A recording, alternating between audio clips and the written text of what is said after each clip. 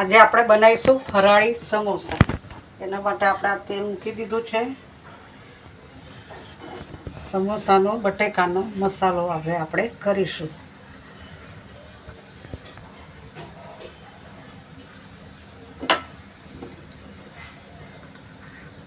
તેલ ગરમ થાય એટલે આપણે જીરું નાખીશું।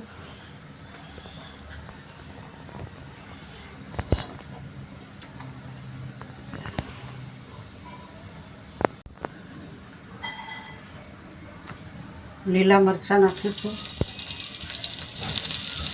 આદુ નાખીશું।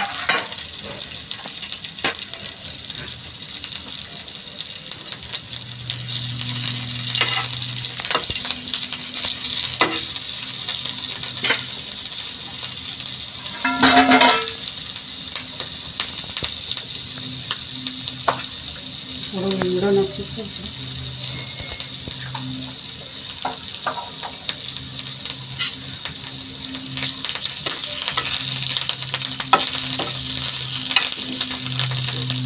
હવે આપણે એમાં બટેકા એડ કરીશું।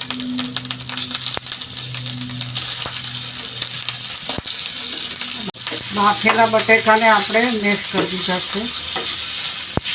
હવે આપણે એમાં મસાલો કરીશું।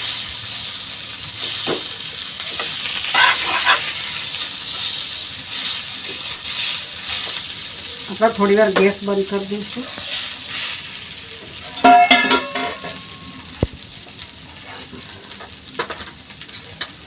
આપણે એમાં સ્વાદ અનુસાર મીઠું નાખીશું। ફરાળી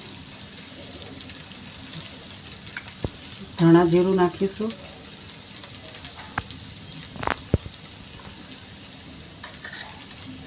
ફરસાણનો મસાલો નાખીશું, ગરમ મસાલો। હવે આપણે બધું મિક્સ કરી દઈશું સરખી રીતે। અને ચાટ મસાલો,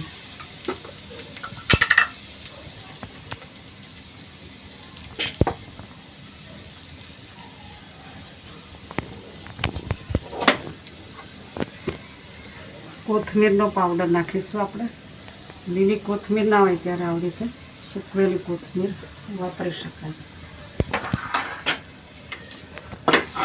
હવે આપણે બધો મસાલો સરસ રીતે મિક્સ કરી દઈશું।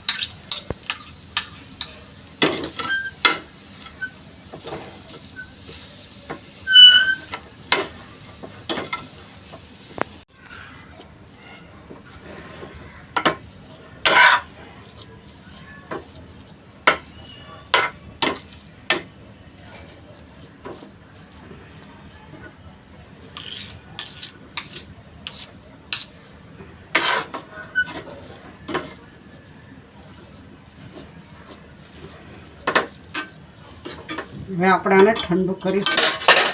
પંખો ચાલુ કરી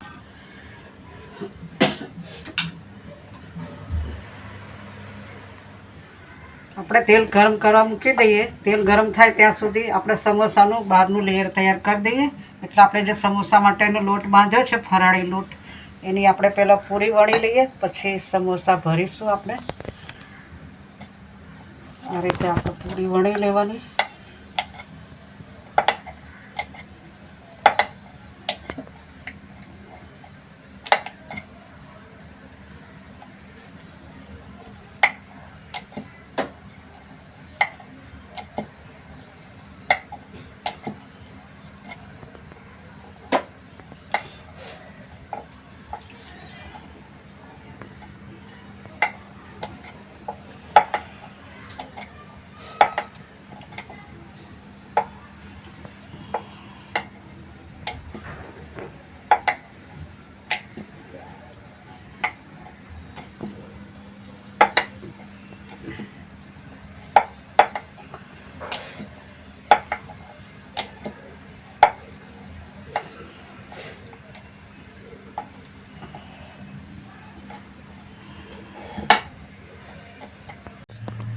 આપણે પૂરી બનાવી દીધી છે। હવે આપણે સમોસા ભરીશું।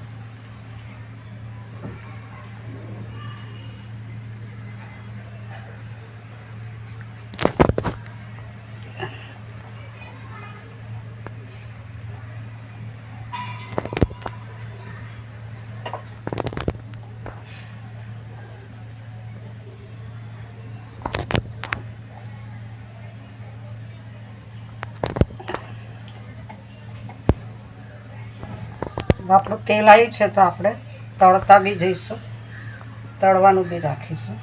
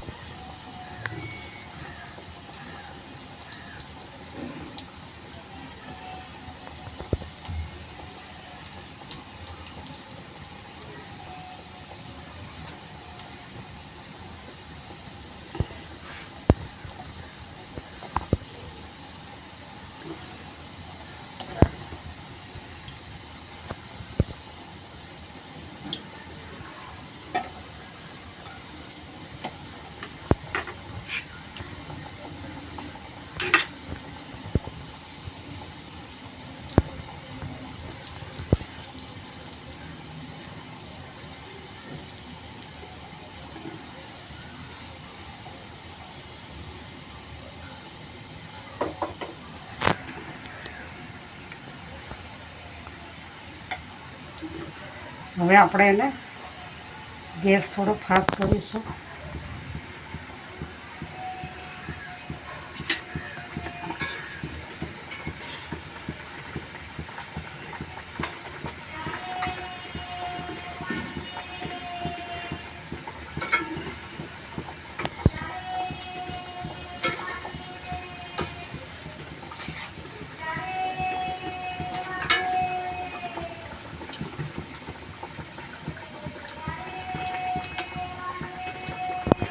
બ્રાઉન કલરના થાય પછી આપણે સમોસા કાઢવાના. આમ આપણે ટચ કરીએ ને તો આપણને કડક લાગે, એટલે આપણે વ્યવસ્થિત તળવાના. કારણ કે આમાં ફરાળી લોટમાં સાબુદાણાનો પાવડર બી આવે, એટલે આપણે કડક જ તળવા પડે. અને આ સરસ કડક બની શકે છે.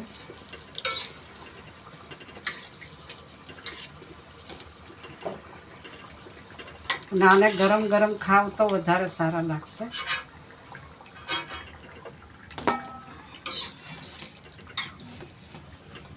અને દહીં સાથે, લીલી ચટણી સાથે આપણે ખાઈ શકીએ. આપણે આ રીતે નિતારીને કાઢી લેવાની.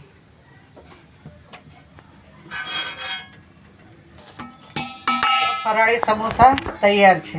આ સમોસાને આપણે દહીં સાથે, લીલી ચટણી સાથે, ખજૂર આંબલીની ચટણી સાથે પણ ખાઈ શકીએ. અને આને આપણે ચાટ સમોસા પણ બનાવી શકીએ.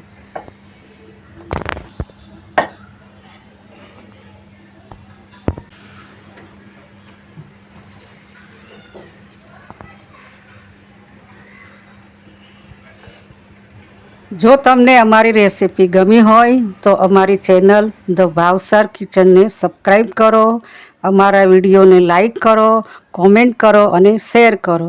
Thank you.